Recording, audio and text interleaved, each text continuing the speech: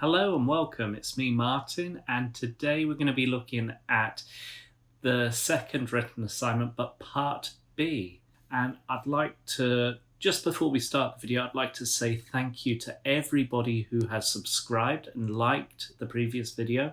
Thank you, I really appreciate it. We're almost at 1900 subscribers, so that's really good. Really appreciate everybody who's subscribed. And it's the aim for this channel to get to 2,000 subscribers. So if you haven't subscribed yet and you're, why not? I'd like you to subscribe. It would be really appreciative. Like this video, share it with your friends, your family, your cat or your dog. That'd be really good. Right, so let's get started with the video. We're going to be looking at part B of the CELTA written assignment. And if you've already completed part A, then part B should be a bit more easier, but it's not without its challenges. Assignments are quite difficult, and I had to resubmit assignment 1 and assignment 2. Assignment 2 being the 2 parts, I had to resubmit both parts for this written assignment. So the CELTA itself is rather difficult and quite challenging, but with the right guidance, the right support, and the right feedback that you get from your tutors, you'll be able to pass it without a challenge. So part B, you're going to be deconstructing the material, the lesson plan that you wrote, and you're going to be explaining a couple of things. And these things include why you've chosen a text or an activity for the group of learners that you're teaching. You're going to be explaining what sort of language skills, whether it's receptive or productive, or sub-skills could be practiced using the particular material that you're using.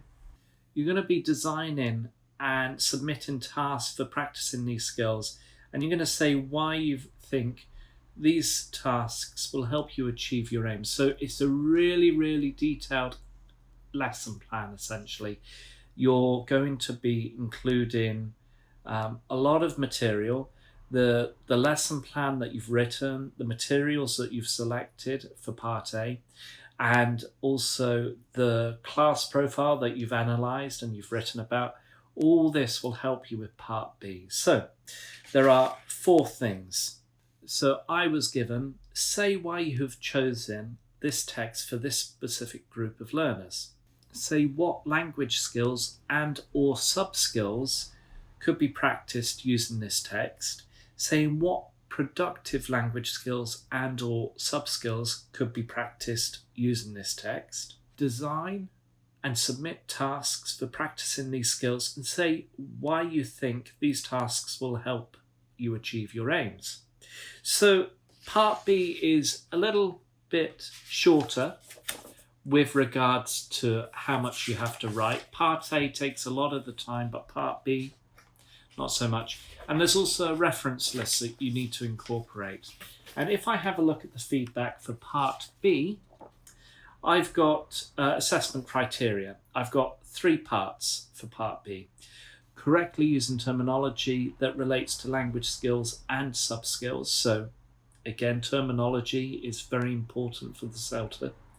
Relating task design to language skills development. I failed on this part. My tutor asked me to resubmit and gave me a bit of feedback, and I incorporated this feedback, and after resubmitting, it was fine, I passed it. The 3rd assessment criteria is finding, selecting and referencing information from 1 or more sources. So again, a bit like part A, you need to use language which is clear, you need to reference correctly, and if you're going to be going on the CELTA course, then if you've taken a degree, that's useful with regards to referencing and all those special things that universities prepare you for. How can you best prepare for this part of the assignment? Well, you need to read your recommended reading list. So for me, it was Learning Teaching by Scrivener. You need to also well, with the development of the internet now, you need to look at particular sources online. The British Council Teaching English website is really, really useful. Also, have a look at some blogs. Blogs were not that popular back in 2007 for me. Well, blogs or websites which focused on English language teaching. There were blogs available, but not ELT related. Also, have a look at why you're choosing particular material, and always ask yourself, why does this benefit the learners?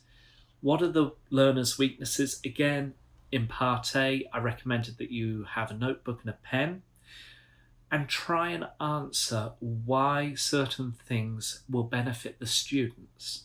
And if you're able to ask yourself, why am I using this material? How could I improve it? What's the best way of delivering this material? What does it achieve? What sort of stages are included in my lesson plan? And if you're able to answer these key questions, then it will help you with regards to 2 points. What receptive and productive language skills are going to be used in the material?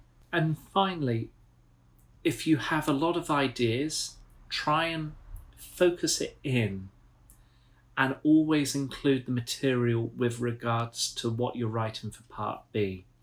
So for me, I missed a particular matching exercise worksheet, and my teacher obviously highlighted it and said, well, where is it? So try and include everything that you have, all the ideas that you have for part B with regards to sourcing and creating worksheets and activities. Consider taking on your tutor's feedback and incorporating that into your resubmission. So if you don't pass first time through, don't worry, have a coffee, look at what the tutors recommended that you do, take that on board and resubmit. This would really help you pass second time through. Okay, so today's video was kind of short and sweet, I suppose, but thank you ever so much for tuning in. Really appreciate it. So don't forget to subscribe, hit the notification bell. This will tell you when I upload another video, which is every Monday at 1 o'clock UK time. Also, thank you to everybody who has subscribed. I really appreciate it. I really appreciate everybody supporting this channel, and I do take on any comments or questions that you have on board. Okay, I had a question from one of my subscribers on my previous video. He asked how much time is given for the assignments. Now, I can't remember exactly how long I had with regards to the assignments. I think it might have been a week, but I'm not entirely sure. But hopefully one of you who has done the CELTA more recently, if you could let me know how long CELTA written assignments are given, then that would be appreciated, because I can't remember. Unfortunately, it was quite a while ago when I did my CELTA course. So if you can remind me how long the CELTA course expects trainees to complete their written assignment, that would be greatly appreciated. I'd also like to thank everybody who has commented, liked and shared the previous video. That's great, and I'd like to see you next week, and hopefully next week we'll have the third written assignment for the CELTA course, and then we're going to be moving on to other areas of language teaching. So if you have a question about English teaching or a particular way of doing things in the classroom, why not ask below, and I'll be happy to accommodate any questions with a future video. That'd be great. I appreciate that. So that's it from me. I'll see you next week, and don't forget, happy teaching.